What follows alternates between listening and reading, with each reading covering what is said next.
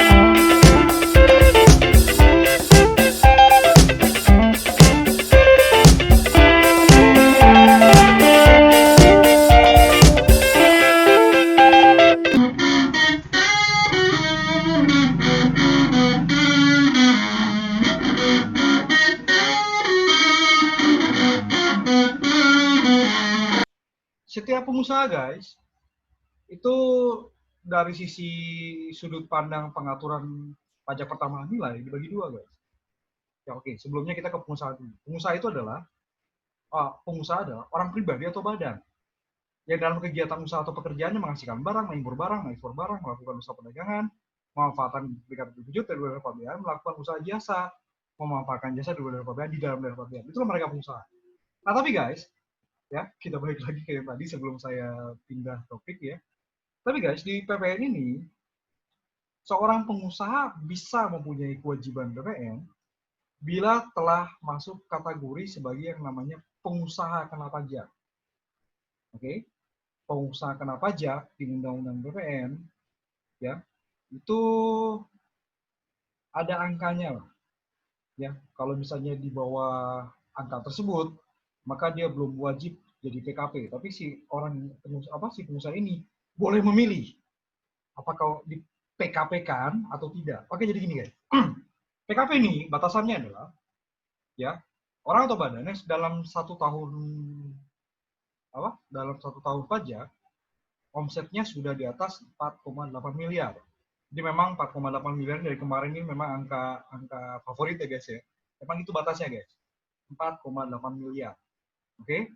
Jadi kalau misalnya masih di bawah 4,8 miliar, maka dia namanya pengusaha kecil. Itu tadi, undang-undang dan peraturan pelaksanaan pajak pertambahan nilai mengatur bahwa kalau dia masih pengusaha kecil, boleh milih tetap sebagai pengusaha kecil yang tidak punya kewajiban PPN, oke, atau dia mendaftar untuk di PKP-kan. Jadinya punya kewajiban PPN, guys. Gitu ya. Jadi istilahnya di PKP-kan atau tidak gitu kan. Kalau sudah PKP, maka dia wajib, guys.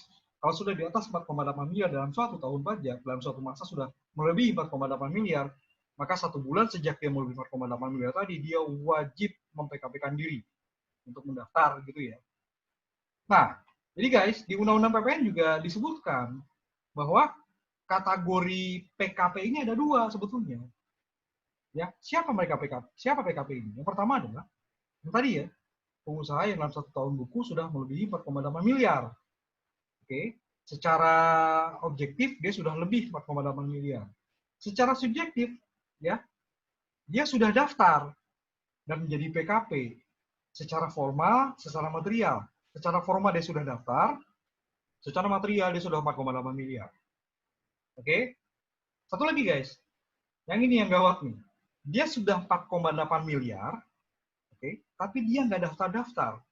Jadi di undang-undang istilahnya gini, pengusaha yang telah dikukuhkan sebagai pengusaha kena pajak, satu tadi ya, secara formal material sudah terpenuhi dia.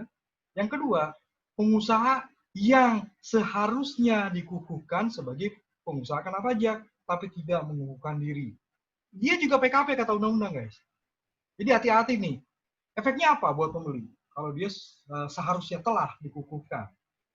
Di PPN nih guys, ada aturan tentang namanya tanggung jawab renteng.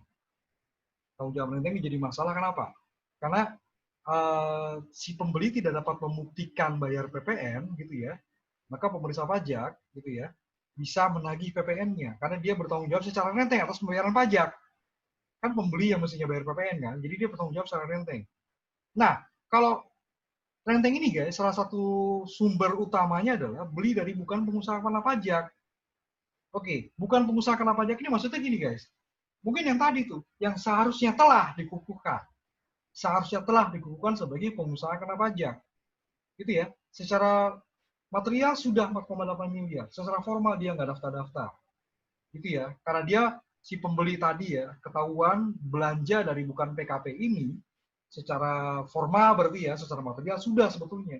Belanja 5 miliar misalnya dalam setahun. Nah, bisa ngeles nggak kalau dia belanja dari bukan PKP? Bilang, wah ini secara ini kan belum PKP, Kak. Dia sudah memberikan semacam surat pernyataan bukan PKP. Tetap aja, guys. Dia nggak bisa ngeles. Kenapa? Lihat aja nanti di laporan keuangannya. Biaya pembelian beban atau arus uangnya ya, belanja dari si penjual ini, berapa angkanya? Kalau ternyata 5 miliar, bisa ngeles nggak? Sudah di atas 4,8 miliar, guys. Jadi kalau 5 miliar, dia sudah ketahuan di situ. Berarti kan dia beli dari PKP sebetulnya.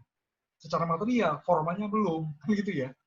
Oke guys ya, jadi batasan memungut PPN atau tidak, pengusaha itu bila sudah 4,8 miliar.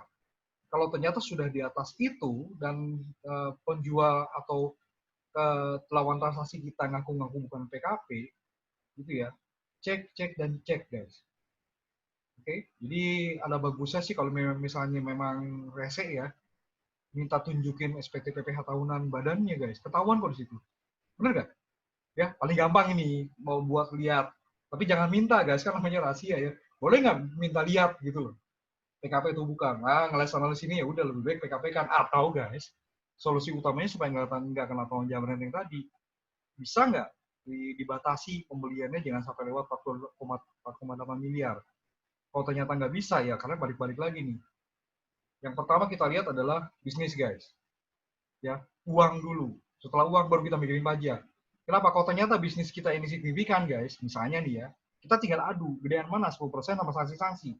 Kalau ternyata masih lebih gede bisnis, ya, dan manajemen tahu resikonya gitu ya, belanja dari bukan PKP, ada tanggung jawab renteng, ya itu perhitungkan sebagai bagian dari tax management guys. Gampangnya gitu. Tinggal ditunjukkan aja. Kalau ternyata dari bukan PKP lebih murah gitu kan secara ini, oke, silakan aja. Tapi jangan lupa sama pajak. Ya, karena bisa jadi suatu saat pemeriksaan ketahuan tanggung jawab renteng, kena sanksi dan sebagainya, guys. Gitu ya. Oke, guys. Jadi kena atau tidaknya PPN ngelihat dulu pengusahanya ini, guys. Apakah sudah PKP atau belum? Oke, kita lanjutkan ke berikutnya masih terkait PKP juga.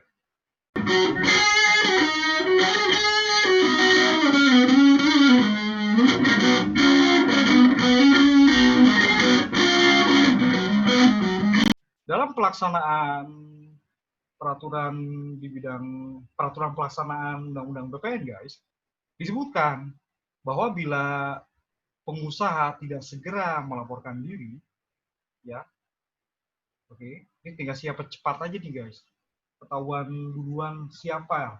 Kalau ternyata Ditjen Pajak, tiap otoritas pajak tahu duluan berdasarkan data informasi, maka si pengusaha yang bersangkutan akan di PKP-kan secara jabatan. Nah, oke, PKP di jabatan ini bukan cuma masalah cuma dapat kartu, enggak gitu guys.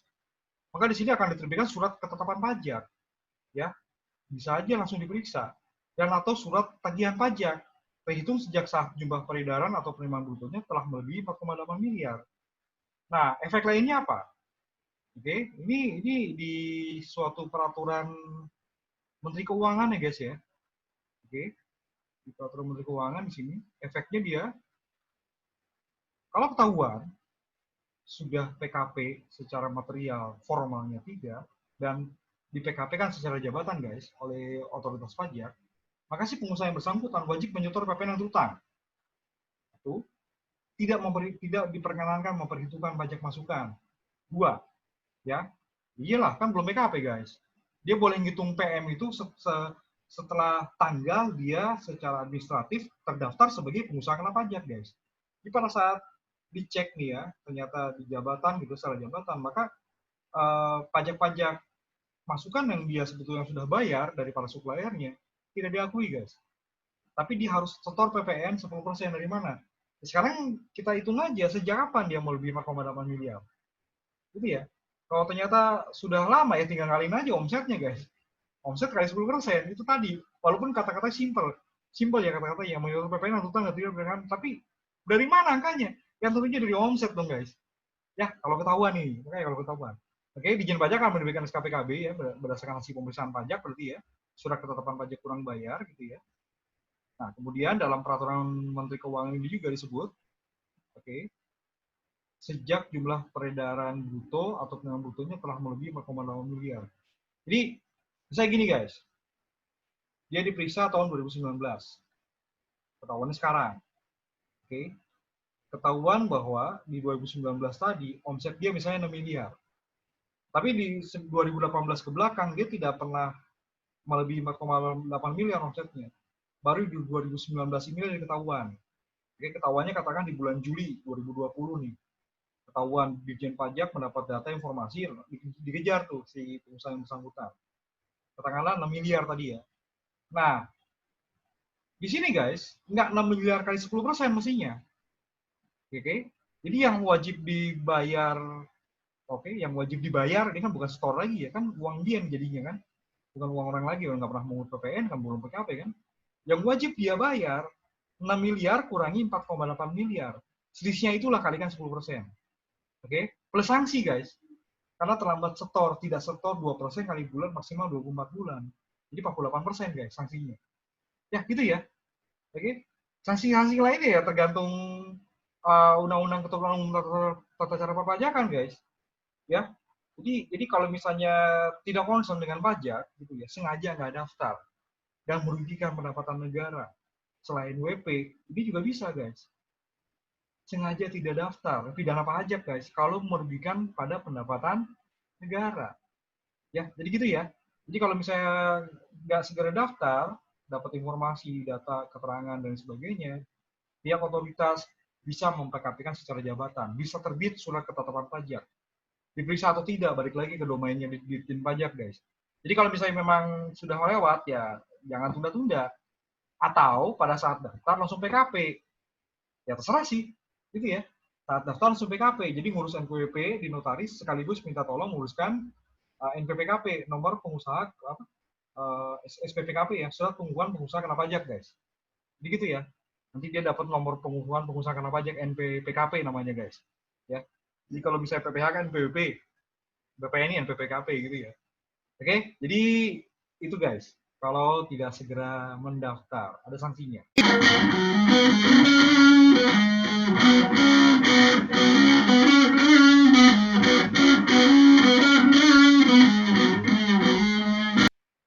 Oke, kita balik lagi ke karakter guys ya. Jadi kita harus paham.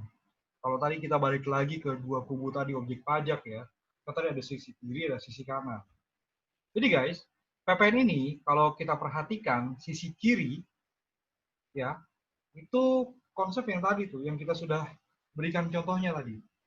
Credit method. Oke? Itu namanya credit method. Atau ada juga yang bilang mekanisme umum gitu ya. Credit method namanya.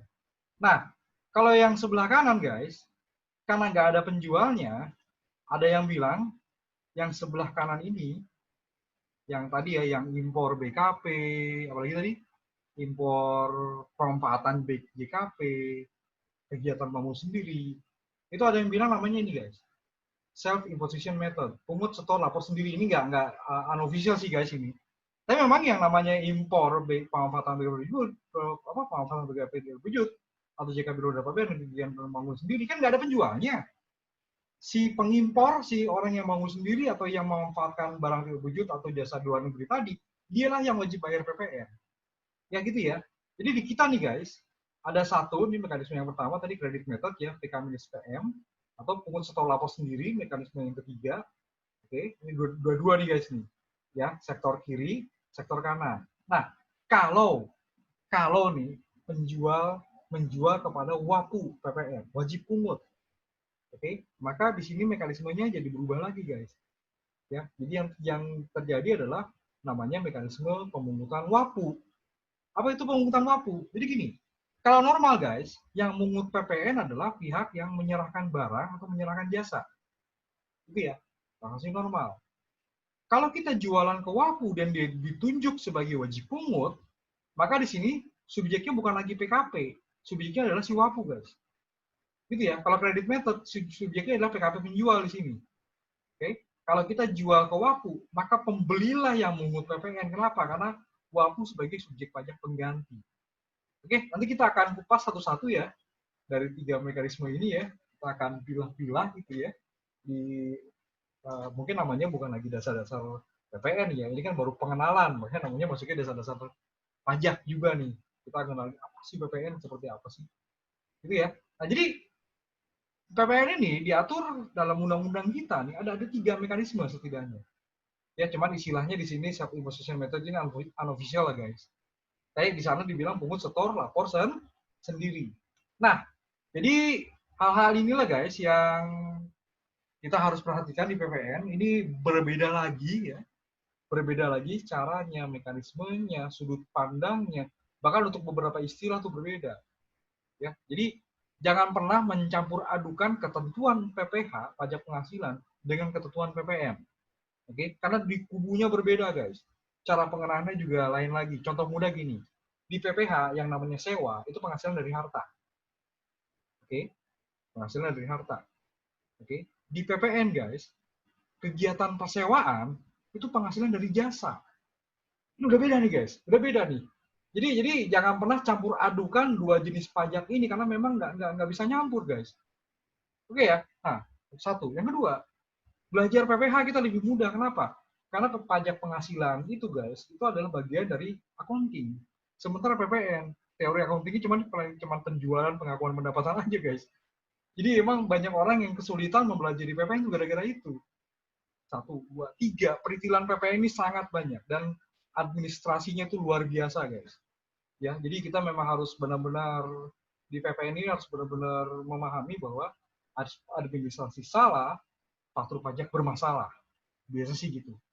Faktur pajak bermasalah, PPN kita juga bermasalah secara pelaksanaan hak dan kewajibannya. Oke guys, pengenalan kita begitu saja dulu karena ini masih banyak sekali dan saya yakin ini masih ada yang kurang dari pengenalan ini tadi ya. Nanti kita akan mungkin di materi berikutnya akan diperjelas lebih lanjut.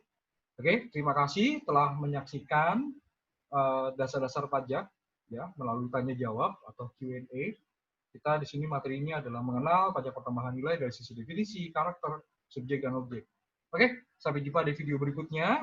Terima kasih sudah like dan share. Jangan lupa subscribe guys. Oke. Assalamualaikum warahmatullahi wabarakatuh.